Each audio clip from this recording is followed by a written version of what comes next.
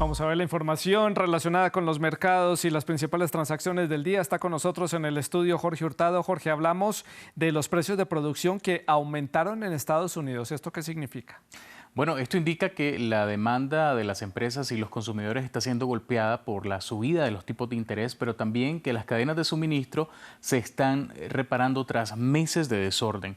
Los servicios cayeron por primera vez en casi 2 años, ofreciendo más prueba de que la inflación está empezando a ceder, lo que podría permitir a la Reserva Federal de Estados Unidos, que es el banco central de ese país, disminuir su agresivo ritmo de subida de los tipos de interés.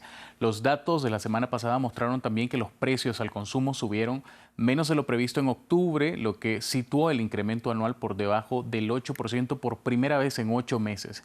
Octubre es el segundo mes consecutivo de caída de los precios del comercio y el cuarto mes consecutivo de caída de los costos de almacenamiento.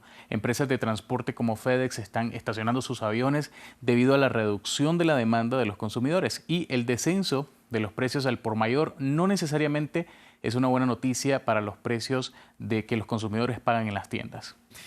Seguimos en Estados Unidos, Jorge, porque dos senadores republicanos solicitaron al gobierno de su país que recurra al TEMEC para revertir esa decisión que ha tomado el presidente de México, Andrés Manuel López Obrador, de dejar de comprar maíz amarillo transgénico a partir del 2024. Bueno, los senadores advierten sobre las pérdidas de miles de millones de dólares a Estados Unidos precisamente por esta decisión del presidente mexicano. Según ellos, la propuesta del presidente de México reduciría en un 90% las exportaciones de maíz transgénico a Estados Unidos. En 2020, el presidente López Obrador dijo que se impondría la pausa a la importación del maíz amarillo genéticamente modificado, y en octubre esto fue ratificado por el secretario de Agricultura, Víctor Suárez. Según el gobierno mexicano, antes que termine el año podríamos ver consultas de Estados Unidos y Canadá sobre otro tema que es crucial para el TEMEC, la política energética de México. Se espera también que esta semana comiencen las reuniones con representantes de México, Estados Unidos y Canadá para hacer estas consultas.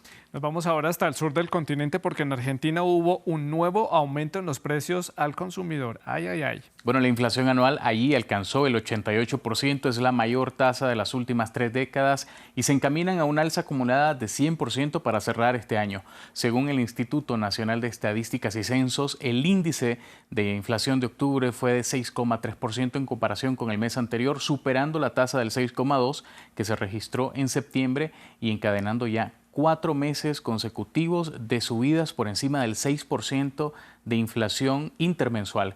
Argentina y el Fondo Monetario Internacional corrigieron también al alza las proyecciones de inflación para 2022 hasta un rango de entre el 90% y el 100%, y para 2023 entre el 55% y el 65% anual de inflación. Pero los pronósticos privados que recaba el Banco Central señalan que la inflación será este año del 100% y el próximo año en torno a un 90%. Por eso entiende uno por qué el presidente Alberto Fernández tiene un ataque de gastritis en la cumbre del G20. Hablemos ahora de la Agencia Internacional de Energía, que aseguró sobre el impacto de un posible nuevo embargo al crudo ruso.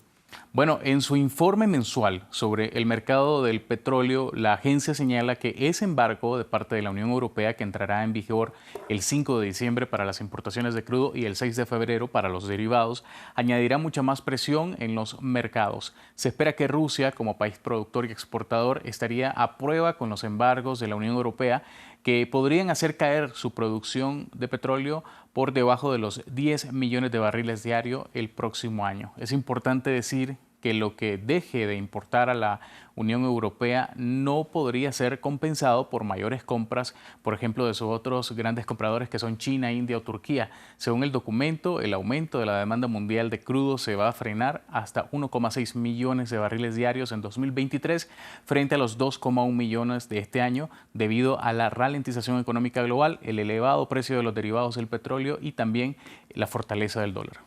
Volvemos a Estados Unidos porque los despidos de las grandes compañías tecnológicas en ese país continúan preocupando y dan mucho de qué hablar.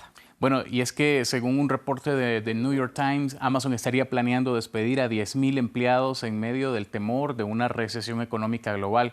Y es que esto llega tras la noticia de que Meta, la empresa matriz de Facebook, anunció el despido de 11,000 empleados, y de que Twitter también haya despedido a otros 3,700.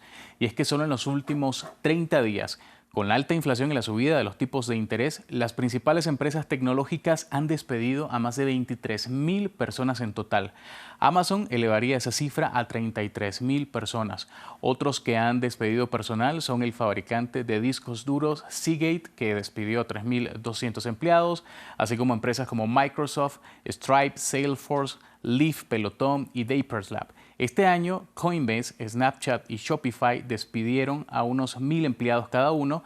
Empresas como Netflix despidió a 450, Robinhood, que es un exchange de intercambio de criptomonedas, también despidió a una cuarta parte de su personal, y Tesla, la empresa, otra de las empresas de Elon Musk, despidió a una décima parte de su planilla. Según los analistas, se avecinan más recortes de puestos de trabajo en el sector tecnológico. Muchas gracias, Jorge, por este panorama general de la situación económica a nivel mundial. A continuación, en Directo América, ya viene el debate. Sigan con nosotros.